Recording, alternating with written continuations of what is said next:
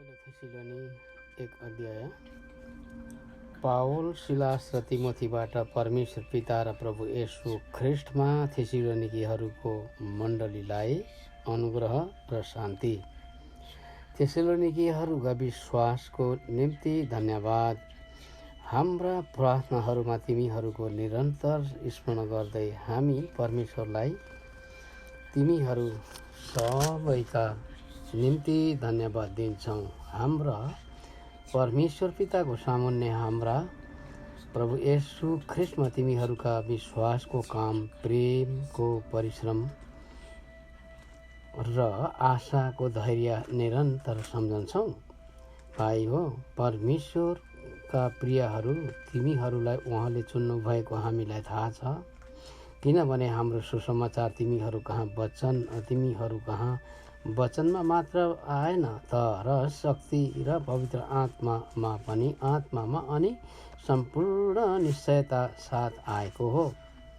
तिमीहरूका माझमा छँदा तिमीहरूकै खातिर हामी कस्ता किसिमका मानिस थियौँ तिमीहरू जान्दछौ। तिमीहरू हाम्रा र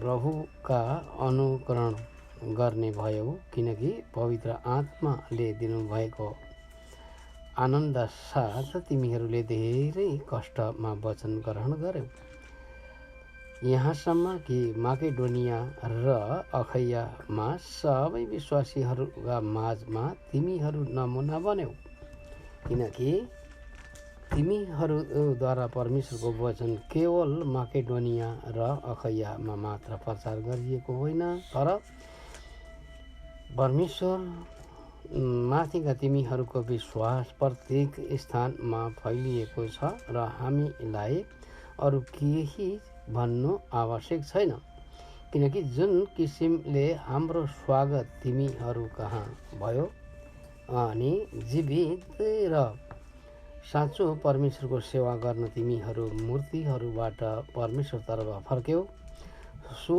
त मानिसहरूले नै बताउँछन्। अनि स्वर्गबाट आउनुहुने उहाँका पुत्र, जसलाई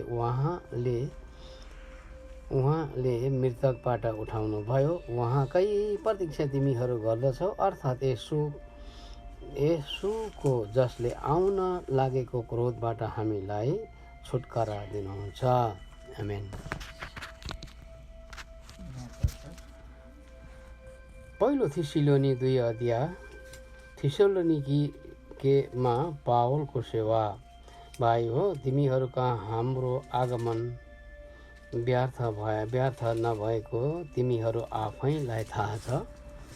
हामीले अघिबाटै फिलिपीमा कष्ट भोग्यौँ र अपमानित भयौँ भन्ने कुरा तिमीहरूलाई थाहा छ, तर घोर विरोध छँदै पनि परमेश्वरको सुसमाचार प्रचार गर्न हामीलाई परमेश्वरमा साहस मिलेको थियो, किनकि हाम्रो अर्थी उपदेश भुल वा अशुद्धताबाट उब्जेको होइन, न त यो छल कपटले भएको हो, तर जसरी सुसमाचार हाम्रो जिम्मामा सुम्पिएको निम्ति परमेश्वरले हामीलाई योग्य ठान्नुभयो, त्यसै गरी मानिसलाई प्रसन्न पार्न होइन, तर हाम्रो हृदय जाँच्नुहुने परमेश्वरलाई प्रसन्न पार्न हामी बोल्दछौँ।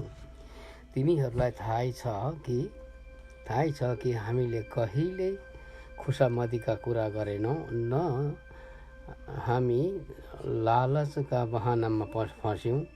यसको साक्षी परमेश्वर हुनुहुन्छ। ख्रिस्टका प्रेरित भएका नाताले हामीले तिमीहरूमाथि अधिकार चलाउन सक्थ्यौँ, तापनि हामीले मानिसहरूबाट आदर खोजेनौँ, न त तिमीहरूबाट न अरू कसैबाट। आफ्ना बालकहरूलाई सिहार्ने दाइ आमा झैँ तिमीहरूका बीचमा हामी कोमल भयौँ। यसैले स्नेहपूर्वक तिमीहरूको चाहना गरेर हामीहरू परमेश्वरको सुसमाचार मात्र होइन, तर हाम्रो प्राण समेत तिमीहरूलाई दिन तत्पर थियौँ, किनकि तिमीहरू हाम्रो निम्ति अति प्रिय भएका थियौ। किनभने भाइ हो हाम्रो कष्ट र मेहनतको सम्झना तिमीहरूलाई छ। तिमीहरू कसैलाई बोझ नबोकाऊ भनेर दिन रात काम गरे हामीले परमेश्वरको सुसमाचार तिमीहरूलाई प्रचार गर्यौँ। तिमीहरू साक्षी छौ र परमेश्वर पनि कि तिमी विश्वासीहरूका अघि कसरी हाम्रो व्यवहार पवित्र, धार्मिक र निष्खोट थियो। किनकि तिमीहरूलाई थाहै छ बाबुले आफ्ना छोराछोरीहरूलाई जस्तै गरी हामीले तिमीहरू प्रत्येकलाई जसरी अर्थी उपदेश दिँदै र साहस पनि दिँदै तिमीहरूलाई आदेश दियौँ। यस हेतुले कि तिमीहरूको चाल चलन परमेश्वरको योग्य होस्, जसले तिमीहरूलाई उहाँको आफ्नै राज्य र महिमामा बोलाउनुहुन्छ। यसकारण यसको निम्ति हामी पनि परमेश्वरलाई निरन्तर धन्यवाद चढाउँछौँ कि तिमीहरूले हामीबाट सुनेका वचन वा वास्तवमा परमेश्वरको वचन हो सो तिमीहरूले मानिसको वचन जस्तै होइन तर परमेश्वरको वचन जस्तै ग्रहण गर्यौ, जुन वचनले तिमी विश्वासीहरूमा काम गर्दछ। किनकि भाइ हो ख्रिस्ट येशूमा यहुदियामा भएका परमेश्वरका मण्डलीको अनुकरण गर्ने तिमीहरू भयौ। किनकि आफ्नै देश र भाइहरूबाट तिमीहरूले जसरी दुःख भोग्यौ त्यसरी तिमीहरूले यहुदीहरूबाट दुःख भोगेका थिए। यी यहुदीहरूले नै प्रभु येशू ख्रिस्टलाई र अगमवक्ताहरूलाई मारे र हामीलाई पनि बाहिर धपाए र परमेश्वरलाई अप्रसन्न तुल्याउँछन् अनि सबै मानिसहरूको विरोध गर्छन्। अन्य जातिहरूको उद्धार होस् भनेर तिमीहरूसँग बोल्नमा हामीलाई बाधा दिए। यसरी सधैँ उनीहरू आफ्नो पापको नापो गर्छन्, तर अन्त्यमा परमेश्वरको क्रोध तिनीहरूमाथि परेको छ। थेसलोनिकीहरूलाई भेट गर्न पावलको उत्कट इच्छा। किनकि भाइ हो हृदयबाट होइन तर आँखाको सोझो तिमीहरूसँग अल्प समयको निम्ति बिछोड भएका हुनाले उत्कट इच्छाले तिमीहरूलाई आम्ने सामने भेट गर्न उत्सुकता साथ हामीले चेष्टा गर्यौँ। किनकि हामी तिमीहरू कहाँ आउन खोजेका थियौँ। म पावल चाहिँ बारम्बार आउन चाहेँ तर शैतानले हामीलाई रोक्यो। हाम्रा प्रभु येशू जब आउनुहुन्छ त्यस बेला उहाँको सामुन्ने हाम्रो आशा वा आनन्द वा गर्वको मुकुट तिमीहरू नै होइनौ र निश्चय हाम्रो गौरव र आनन्द तिमीहरू नै हौ। आमेन।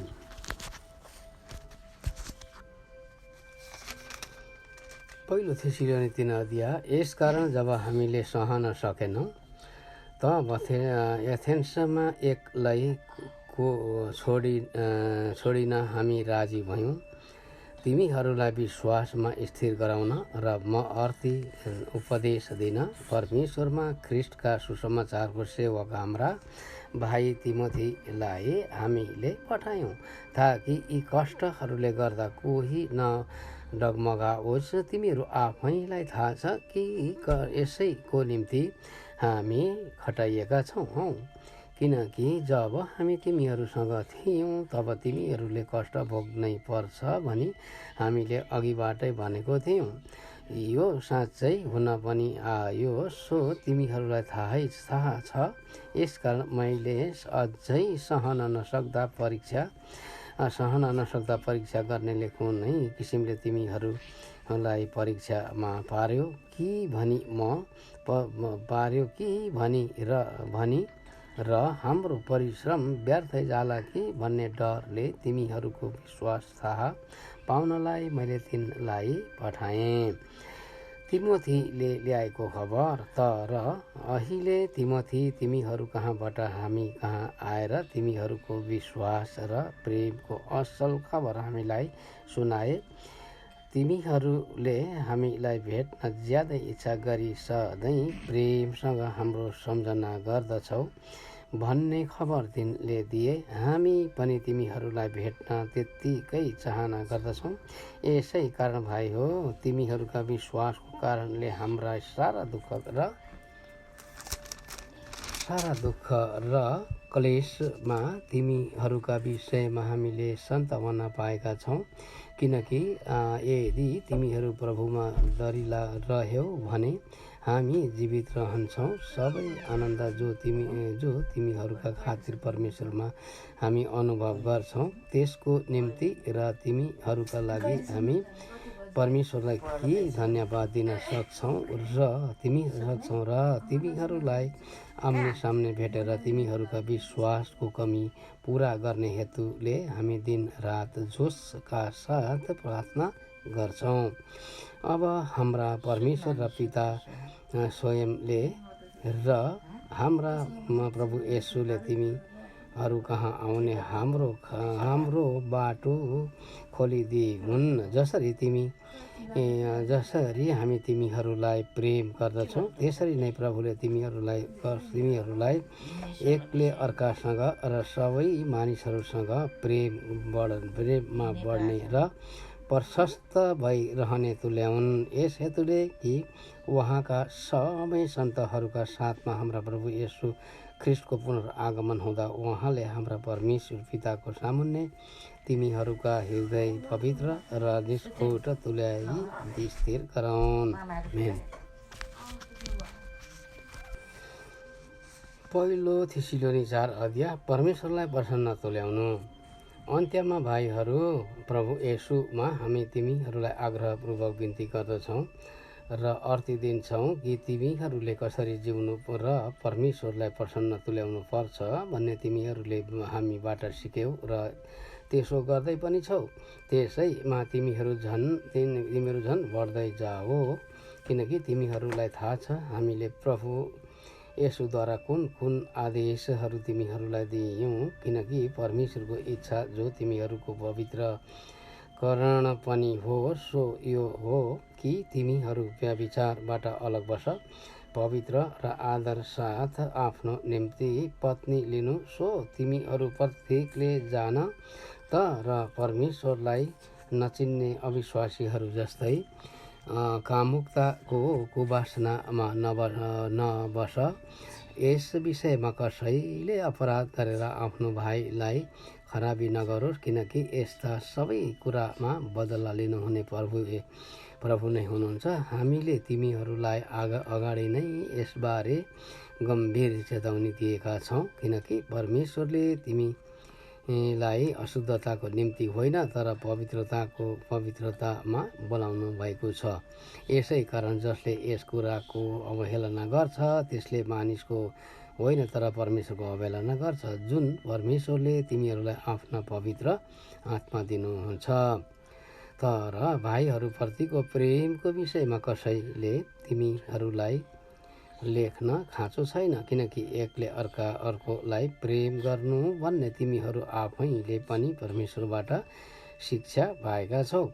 माकेडोनिया भरि सबै भाइहरूलाई तिमीहरू साँच्चै नै प्रेम गर्दछौ। तर भाइ हो, झन् बढी त्यसै गर्दै जाओ भनी हामी तिमीहरूलाई अर्थी उपदेश दिन्छौँ। हामीले तिमीहरूलाई आज्ञा दिए झैँ तिमीहरू शान्त रहने, आफ्नै धन्दाको फिक्री गर्ने र आफ्नै हातले काम गर्ने प्रयत्न गर, ताकि बाहिरकाहरूद्वारा आदर पाउन सक र कसैको भरमा नपर। प्रभुको पुनरागमन। तर भाइ हो, सुति गएकाहरूका विषयमा तिमीहरू अजान बस भन्ने हामी इच्छा गर्दैनौँ र तिमीहरूले आशा नहुने मानिसहरू जस्ता शोक गर्न नपरोस्, किनकि हामी विश्वास गर्छौँ कि येशू प्रभु कि येशू मर्नुभयो र फेरि जी उठ्नुभयो र त्यसरी नै परमेश्वरले उहाँमाथि सुतिगएकाहरूलाई येशूद्वारा ल्याउनु हुनेछ। प्रभुको वचनद्वारा हामी तिमीहरूलाई घोषणा गर्छौँ कि हामी जो जीवित छौँ र प्रभुको पुनरागमनसम्म बाँचिरहन्छौँ, सुतिगएकाहरूलाई कुनै किसिमले पनि उछिन्ने छैनौँ।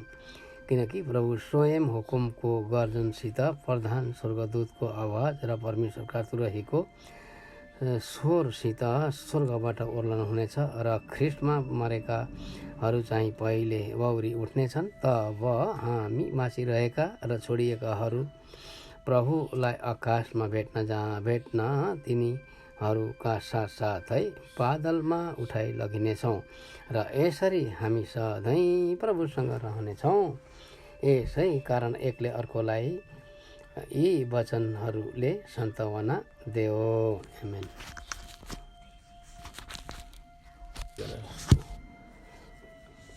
पहिलो थिस्सलुनी 5 तर भाइ हो, समय र बेलाको विषयमा तिमीहरूलाई केही लेख्ने आवश्यकता छैन, किनकि तिमीहरू आफै राम्ररी जान्दछौ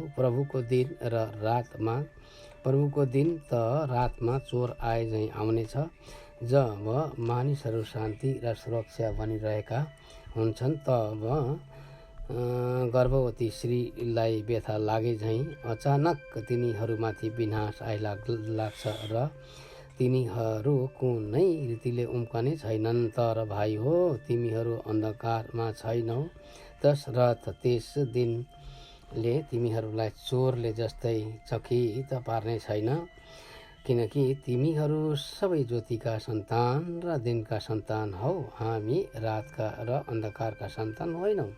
यसकारण अरूहरू झैँ हामी नसुतौँ, तर जागा बसौँ र सचेत हौँ। किनकि सुत्नेहरू रातमा सुत्छन् र मद पिएर मात्नेहरू रातैमा मात्छन्, तर हामी चाहिँ दिनका हुनाले हामी सचेत हौँ र विश्वास र प्रेमका छातीको पाता र मुक्तिका काँसाको टोपो लगाऊ। किनकि परमेश्वरले हामीलाई क्रोधको निम्ति होइन, तर हाम्रा प्रभु येशू ख्रिस्टद्वारा मुक्ति प्राप्त गर्नलाई अघिबाट नियुक्त गर्नुभएको हो। उहाँ हाम्रो निम्ति मर्नुभयो ताकि हामी जागा बसौँ वा सुतेका हौँ, हामी सबै उहाँका साथमा जिउन सकौँ। यसकारण एकले अर्कालाई प्रोत्साहन देऊ र एकले अर्कालाई दरिलो पार्ने काम गर, जस्तो तिमीहरू गर्दै पनि छौ। आखिरी शिक्षाहरू। भाइ हो, हामी तिमीहरूलाई आग्रहपूर्वक बिन्ती गर्दछौँ कि तिमीहरूका माझमा परिश्रम गर्नेहरू जो प्रभुमा अगुवाहरू हुन् र तिमीहरूलाई चेतावनी दिन्छन्, तिनको आदर गर र तिनीहरूका कामको खातिर तिनीहरूलाई प्रेम साथ अति उच्च आदर गर। तिमीहरू आपसमा मेलमिलापमा बस। भाइ हो, हामी तिमीहरूलाई अर्थ दिन्छौँ कि अल्छेहरूलाई चेतावनी देऊ, हरेस खानेहरूलाई दिलासा देऊ, कमजोरीहरूलाई मद्दत गर, ती सबैसँग सहनशीलता देखाओ। याद राख, कसैले खराबीको बदला खराबी नगरोस्, तर एउटाले अर्को र सबैसँग सधैँ भलाइ गर्ने चेष्टा गर। सधैँ आनन्दित रहो, निरन्तर प्रार्थना गरिरहो, सबै परिस्थितिमा धन्यवाद देऊ, किनकि ख्रिस्ट येशूमा तिमीहरूका लागि परमेश्वरको इच्छा यही हो। पवित्र आत्मालाई ननिभाओ, अगमवाणीलाई तुच्छ नठान, सबै कुराको जाँच गर, जुन कुरा असल छ त्यसैमा दृढ रहो, सबै किसिमका खराबीबाट अलग बस। शान्तिका परमेश्वर आफैले सम्पूर्ण रूपले तिमीहरूलाई चोखा तुल्याउन् र तिमीहरूका समस्त आत्मा, प्राण र शरीर हाम्रा प्रभु येशू ख्रिस्टको आगमनमा निष्कलङ्क रहन्। तिमीहरू लाई बोलाउनु हुने विश्वास योग्य हुनुहुन्छ। उहाँले नै यो गर्नुहुनेछ। भाइ हो, हाम्रा निम्ति प्रार्थना गर। सबै भाइहरूलाई पवित्र चुम्बनले अभिवादन गर। म तिमीहरूलाई प्रभुमा अनुरोध गर्दछु कि यो पत्र पढेर सबै भाइहरूलाई सुनाइदेऊ।